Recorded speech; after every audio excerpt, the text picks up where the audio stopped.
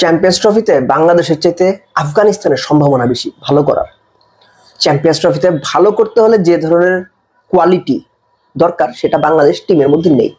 আমার বক্তব্য না, রিকি পন্টিং এর বক্তব্য। তিনি সঠিক বলেছেন না বেঠিক বলেছেন তার সঙ্গে আপনি একমত হন বা দ্বিমত করেন, এটা সম্পূর্ণ আপনার চয়েস। কিন্তু তিনি এরকম করে কেন বললেন? না বুঝে বলেছেন, আবেগের বশে বলেছেন? আমার সেটা মনে হয় না। বাংলাদেশ সবশেষ ওয়ানডে সিরিজটা ওয়েস্ট ইন্ডিজের সঙ্গে খেলেছে, জিতেছে ওয়েস্ট ইন্ডিজে, অবশ্যই বাংলাদেশ ভালো করেছে। কিন্তু ওয়েস্ট ইন্ডিজ টিম কোন লেভেলের টিম, কোন মানের টিম? চ্যাম্পিয়ন্স ট্রফিতে কোয়ালিফাই পর্যন্ত করতে পারেনি ওয়েস্ট ইন্ডিজ। আফগানিস্তানের সঙ্গে বাংলাদেশ সবশেষ সিরিজটা যে খেলেছে, হেরেছে।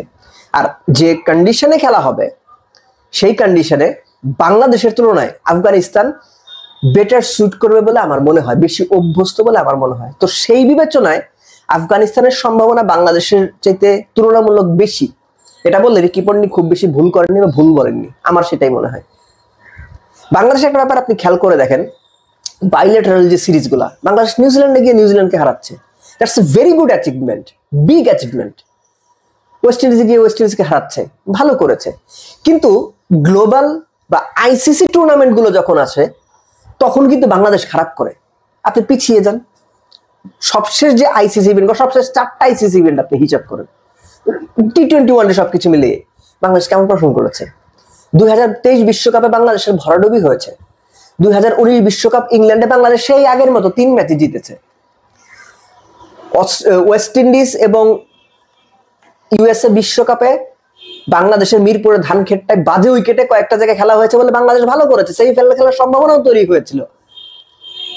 কি কারণে সেই সম্ভাবনা মাঠে মারা গেছে ওই আলোচনাটা আমি যাচ্ছি না। আপনি খেয়াল করে দেখেন যে গ্লোবাল টুর্নামেন্টের বা আইসিসি টুর্নামেন্টের ভালো সার্কিটে যেখানে ভালো উইকেটে খেলা হয় সেখানে কিন্তু বাংলাদেশ গড়পড়তা পারফরমেন্সের বেশি কোনো কিছু করতে পারে নাই, ওই ট্র্যাক রেকর্ড নাই সবশেষ 20 বছরে।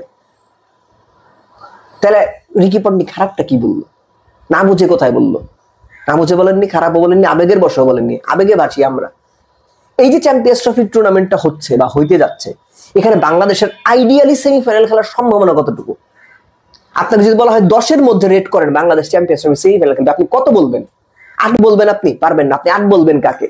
আপনি 8 বলবেন অস্ট্রেলিয়াকে, ইন্ডিয়াকে, পাকিস্তানকে, সাউথ আফ্রিকাকে বলবেন।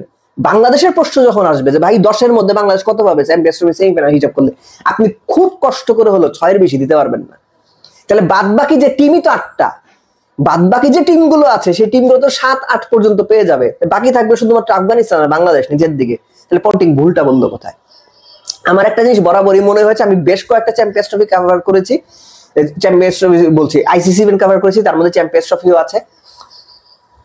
বড় ইভেন্ট গুলোতে যে কোনো কারণেই হোক বাংলাদেশের প্লেয়ারদের একটা বড় অংশ তাদের এক্সপিরিয়েন্সটা কাজে লাগাতে পারেন না, কনফিডেন্সের দিক থেকে লো থাকেন এবং বড় পরিসরে নিজেদেরকে ফেভারিট হিসেবে মেনে নিয়ে মাঠে নামতে পারেন না। এটা আমার মনে হয়েছে, আমার মনে হওয়া ভুল হতে পারে কিন্তু এটা আমার মনে হয়েছে। বাইলেটারাল সিরিজের কথা বলছিলাম, নিউজিল্যান্ডে গিয়ে নিউজিল্যান্ডকে হারানো, সাউথ আফ্রিকার মাটিতে হারানো, ওয়েস্ট ইন্ডিজে গিয়ে হারানো, এগুলো ডিফারেন্ট একটা ব্যাপার। কিন্তু যখন আপনি গ্লোবাল বা আইসিসি টুর্নামেন্টে নামবেন তখন পুরো ব্যাপারটা ভিন্ন হয়ে যায়। এই যে ভিন্নতা, যে দল নিউজিল্যান্ডকে সাউথ আফ্রিকাকে তাদের দেশে হারাতে পারে সেই দলই আইসিসি ইভেন্টের 50 ওভারে 3টার বেশি ম্যাচ জিততে পারে না, নেদারল্যান্ডসের সঙ্গে ম্যাচ হারে। আপনি বুঝতে পারছেন সমস্যাটা কোথায়? সো রিকি পন্টিং যেটা বলেছেন একেবারে ভুল বলেনি। এই সমস্যা থেকে বের হওয়ার উপায় কি?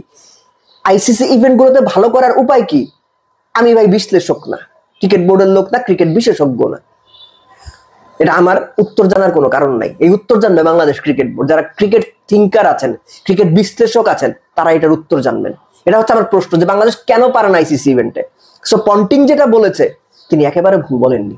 ইয়েস, আমিও পার্সোনালি এক্সপেক্ট করি যে বাংলাদেশ চ্যাম্পিয়ন্স ট্রফির সেমিফাইনাল খেলবে। যদি খেলতে পারে I will be very happy. এই টিমটার সেই সেমিফাইনাল খেলার সামর্থ্য হয়তো রয়েছে, কিন্তু সমস্যাটা হচ্ছে এই সামর্থ্যের প্রয়োগটা 10 ম্যাচ হলে আপনি একরকম করে প্রয়োগ করতে পারবেন, কিন্তু যখন 3 ম্যাচ হবে তখন কিন্তু ব্যাপারটা অন্যরকম। ফার্স্ট ম্যাচে আপনার ভারতের সঙ্গে, যারা আর্গুয়েবলি ওয়ার্ল্ড ক্রিকেটের এখন one of the best team, অনেকে বলেন বেস্ট টিম। বাকি 2 ম্যাচ আপনি মনে করেছেন নিউজিল্যান্ডে গিয়ে নিউজিল্যান্ডকে হারিয়ে এসেছেন বলে পাকিস্তানের মাটিতেও নিউজিল্যান্ডকে আপনি সহজেই হারিয়ে দেবেন, it will be very tough.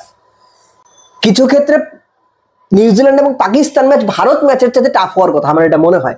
যাই হোক, পন্টিং যেটা বলেছেন, আইডিয়ালি বাংলাদেশের চাইতে আফগানিস্তানের সম্ভাবনা বেশি, এটা আমারও মনে হয়।